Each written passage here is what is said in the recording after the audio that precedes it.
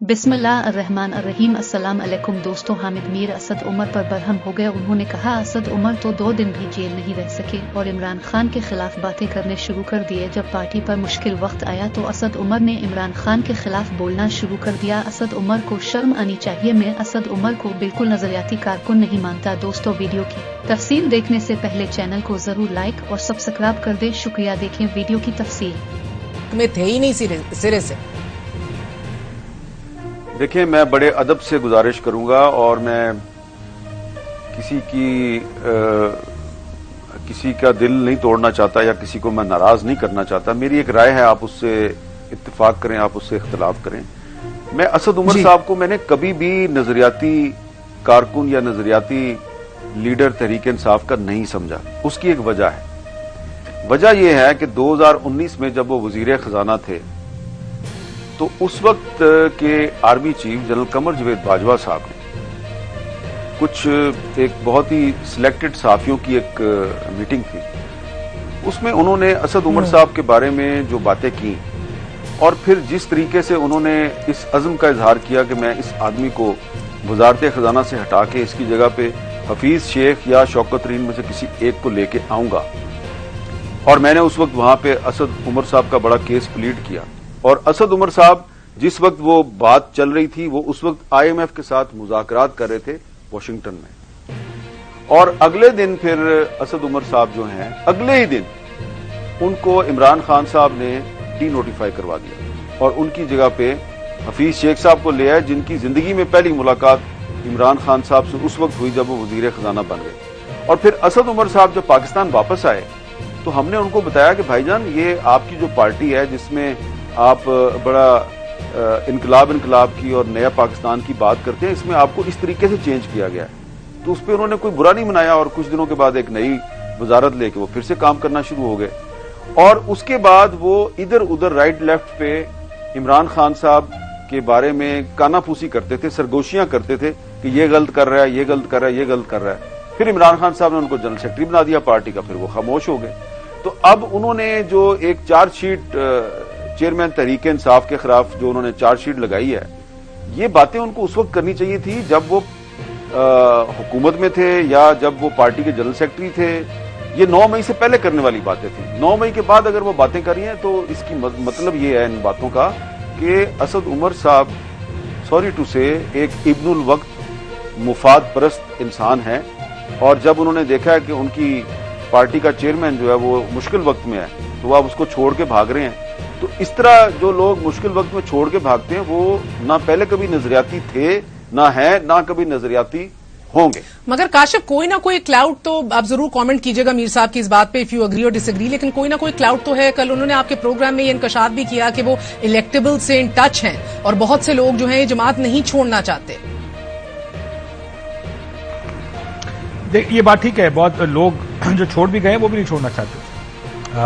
देखें, लोग हॉस्टेज है इस वक्त एक वोट बैंक के भी, जो कि तहरीक इंसाफ के पास है इस वक्त, और लोग उसको छोड़ के नहीं जाना चाहते। इख्तलाफ भी वो नहीं छोड़ के जाना चाहते। मैं थोड़ी सी 2-3 चीजें, मेरा अपना जाती एक व्यू है असद साहब के बारे में।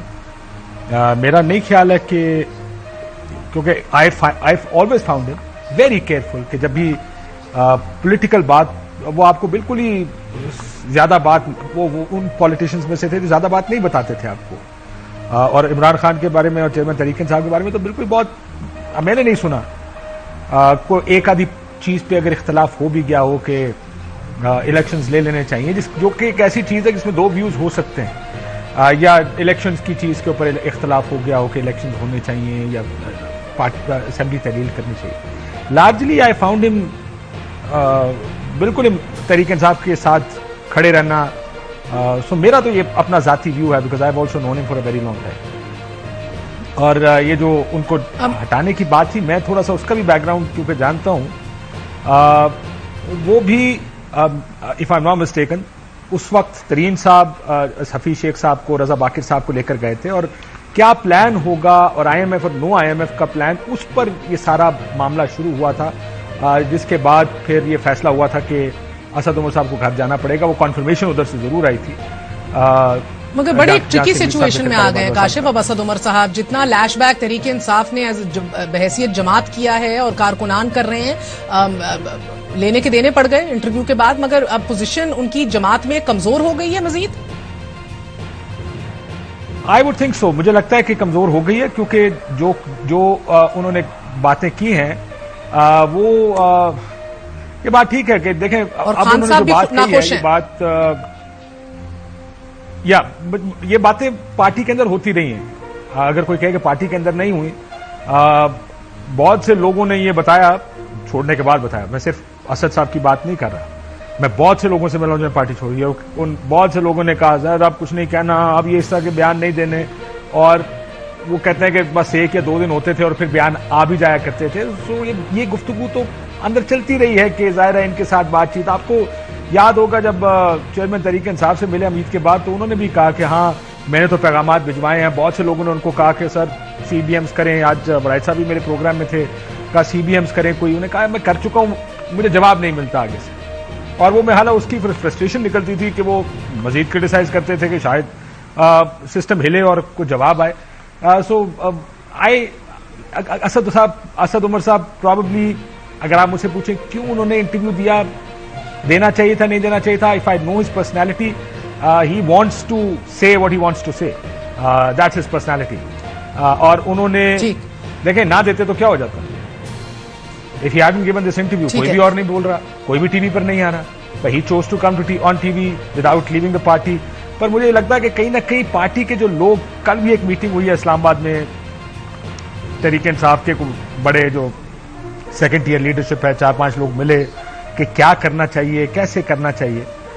ہر کوئی اب سولوشنز نکالنے کی بات کر رہا ہے. ایک چیز جس کے اوپر شاید پارٹی کے اندر ایک سینس یا وہ ہے, کیونکہ جس نے پالیٹکس زیادہ لمبی دیکھی ہے, پارٹی کی بات کر رہا ہوں, جو اولڈ گارڈ ہے پارٹی کا نمبر 1 کے نیچے, ان کا خیال ہے کہ کہیں اگر 2 سٹیپ پیچھے لے لیا جائے تو اس میں کوئی حرج نہیں ہے. There is always a come back. ماضی کی تاریخ بتاتے ہیں, شاہ صاحب بتاتے ہیں کیسے محترمہ بے نظیر بھٹو صاحبہ نے پیپلز پارٹی پارلیمنٹیرینز بنا دی تھی, تو امین فہیم صاحب بن گئے تھے. اگر آپ مجھے اجازت دیں, let me bounce this off Mir صاحب ایز ویل, کیونکہ میر صاحب یہ بات کاشف صحیح کہہ رہے ہیں. اسد عمر صاحب نے تو